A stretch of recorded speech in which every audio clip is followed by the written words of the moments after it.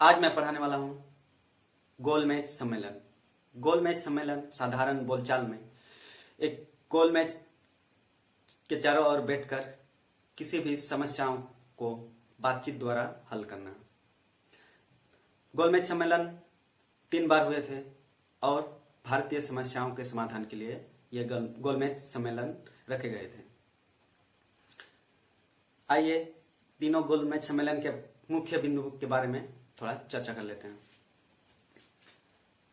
तत्कालीन समय में भारत में सविनय अवज्ञा आंदोलन चल रहा था। इससे पूरा भारतवर्ष आंदोलित था और साथ साथ सांप्रदायिकता भी देखने को मिलती थी, तो समस्या बहुत उत्पन्न हो गई थी। और दूसरी समस्या थी साइमन कमीशन जो थी। साइमन कमीशन में डोमिनियन स्टेट की बात कह दी गई थी। डोमिनियन स्टेट मतलब अधिराज्य, जो डोमिनियन स्टेट से ही तत्कालीन वायसराय लॉर्ड एरविन को भी दिक्कत था। इसलिए इन समस्याओं के समाधान के लिए 12 नवंबर 1930 को लंदन में पहली गोलमेज सम्मेलन रखी गई।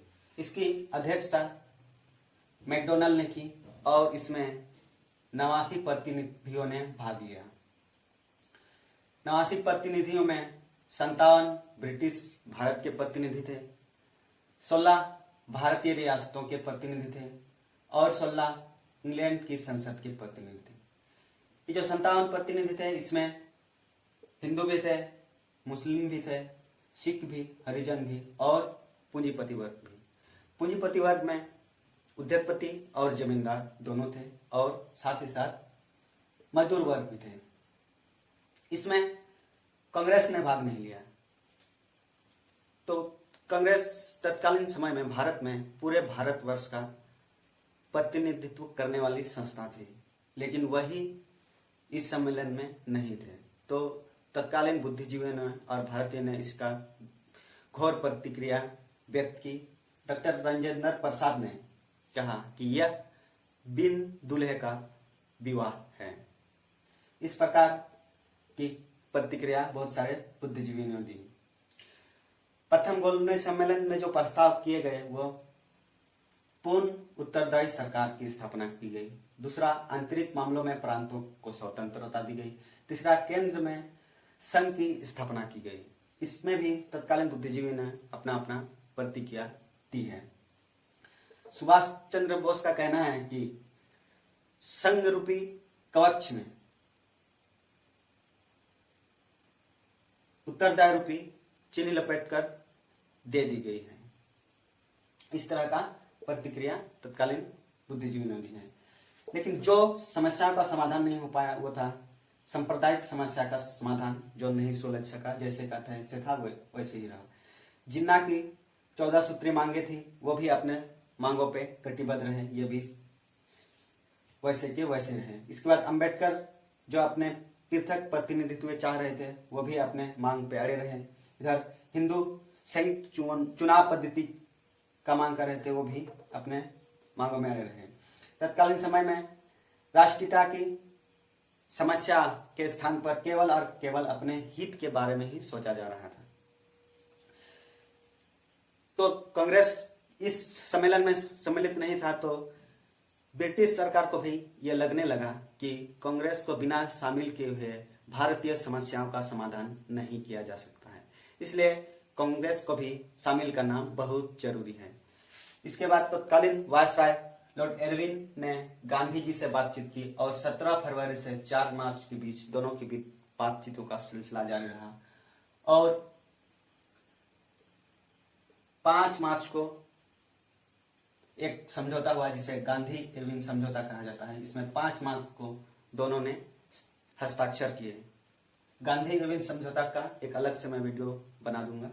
आज खाली इतना ही समझ लिया कि इस समझौता के अनुसार कांग्रेस जो है दूसरी गोलमेज सम्मेलन में शामिल होगी, ऐसा गांधी जी ने कहा। तो द्वितीय गोलमेज सम्मेलन 7 सितंबर 1931 को प्रारंभ होती है। इसमें तत्कालीन ब्रिटिश सरकार में मैकडोनल्ड ने सरकार बना ली थी, जो घोर प्रतिक्रियावादी सोच रखने वाला और अनुदार प्रवृत्ति का व्यक्ति था। अनुदार व्यक्ति मतलब वह उदार सोच रखने वाला नहीं था, मतलब वो जो चाहता है वही होगा, दूसरा की वो अवहेलना करने वाला। तत्कालीन समय में भारत सचिव जो था सैमुअल हॉर्वी, ये भी प्रवृत्ति का ही व्यक्ति था। और भारतीय वायसराय तत्कालीन समय में वेलिंगटन था, जो इरविन की कार्यकाल खत्म हो चुका था, तो वेलिंगटन वायसराय बना था, जो 1931 से 34 तक रहा। दूसरी गोलमेज सम्मेलन में लॉर्ड इरविन ने ये रखा था कि कांग्रेस की तरफ से 3 नाम रखे थे जो भाग लेंगे। प्रथम था मदन मोहन मालवीय, दूसरा सरोजनी नायडू, तीसरा डॉक्टर आंसारी। डॉक्टर आंसारी जो है राष्ट्रवादी सोच रखने वाले व्यक्ति थे, इससे मुसलमानों की हित को खतरा था, इसलिए फजली हुसैन ने ब्रिटिश सरकार से बातचीत करके इसका नाम हटवा दिया। इससे गांधी जी बहुत नाराज हो गए और उसने दूसरी गोलमेज सम्मेलन से जाने में इनकार कर दिया। लेकिन गांधी इरविन समझौते के अनुसार उसने कह चुका था कि दूसरी गोलमेज सम्मेलन में वह शामिल होगा, इसलिए उसको जाना पड़ा। और 5 दिन बाद 7 सितंबर को शुरू होता है, लेकिन वो 5 दिन बाद 12 सितंबर को इंग्लैंड पहुंच जाता है गोलमेज सम्मेलन में भाग लेने के लिए। पहुंचने के बाद गांधी प्रमुख वक्ता रहे द्वितीय गोलमेज सम्मेलन में, जो 3 माह तक लगभग चला, और उसने भारतीय राष्ट्रीयता की भरपूर बात उठाई। उसने कांग्रेस का विचारधारा के बारे में भी बात उठाई कि उस अपना 30 नवंबर 1931 के भाषण में कांग्रेस के बारे में कहता है कि कांग्रेस ही ऐसा संगठन है जो संपूर्ण भारत का प्रतिनिधित्व कर सकती है। कांग्रेस जाति, लिंग, रंग और धर्म के आधार पर भेदभाव नहीं करती, सभी के लिए ये खुला प्लेटफॉर्म है, इसमें सभी का प्रतिनिधित्व होता है। जहां अल्पमत है वहां भी कांग्रेस ही प्रतिनिधित्व करती है, बाकी सारा जो दल है वो सांप्रदायिकता से प्रभावित है। इस तरह अपने विचार रखने के बावजूद भी वो सांप्रदायिक ताकत के आगे उसकी एक बात नहीं चली। जिन्ना अपने 14 सूत्री मांगों पर अड़े रहे, हिंदू भी अपना अलग राज अलग रहा था, मुस्लिम, हरिजन और सिख भी अपने अपने हित थे, वो अपने ही हित में डटे रहे। सभी से गांधी जी ने बातचीत करके मसला को सुलझाने की कोशिश की, लेकिन कोई नहीं माना, मसला वैसे का वैसे ही रहा। समस्या ज्यों की त्यों रही, तो गांधी जी दिसंबर 1931 को वापस आ गए। भारत में गांधी जी का भरपूर स्वागत किया गया, लेकिन वो कहते हैं कि मेरे पास कुछ नहीं है, मैं खाली हाथ ही वापस आया हूँ। इस प्रकार गांधी दूसरी गोलमेज सम्मेलन से भी खाली हाथ वापस आए थे। इससे सरकार को मौका मिला और वो कहने लगे कि भारत में अभी कोई भी ऐसा नहीं है जो सभी को लेके प्रतिनिधित्व कर सकते, इसीलिए सरकार की भलाई के लिए भारत में कानून सरकार ही बनाएगी। सरकार ही कानून बनाएगी जो भारतीय समस्या का समाधान कर सके। इस प्रकार ब्रिटिश सरकार को मौका मिल गया सांप्रदायिकता को बढ़ाने के लिए, यानी कि बांटो और राज करो। इसी नीति के तहत मैकडोनल्ड ने 16 अगस्त 1932 को सांप्रदायिक निर्णय दिया, जिसको कम्युनल आवट या सांप्रदायिक पंचांग भी कहा जाता है। इसके अंतर्गत सभी वर्गों को काउंसिल में प्रतिनिधित्व की संख्या बढ़ा दी गई। दूसरा, अलग निर्वाचन प्रणाली दे दी गई। अलग निर्वाचन प्रणाली मतलब मुस्लिम, हरिजन, सिख, ईसाई, एंग्लो इंडियन सभी के लिए अलग प्रतिनिधित्व दिया गया। और चुनाव भी वही लोग चुनाव में मत दे सकते हैं जो उस वर्ग के हो। इस तरह का अलग निर्वाचन प्रणाली का भी उसमें सांप्रदायिक पंचांग में था। और दूसरी बड़ी बात थी, हिंदुओं को दलित को जो है हिंदुओं से अलग कर दिया गया। इससे सभी लोगों में, सभी बुद्धिजीवियों में घोर प्रतिक्रिया हुई और गांधी जी ने पत्र लिखकर कहा कि ऐसा निर्णय ना लिया जाए, लेकिन सरकार की तरफ से कोई जवाब नहीं दिया और इन परिस्थितियों में गांधी जी ने 20 सितंबर 1932 से आमरण अनशन प्रारंभ कर दी। आमरण अनशन प्रारंभ होने से सारा देश जो है स्तब्ध रह गया।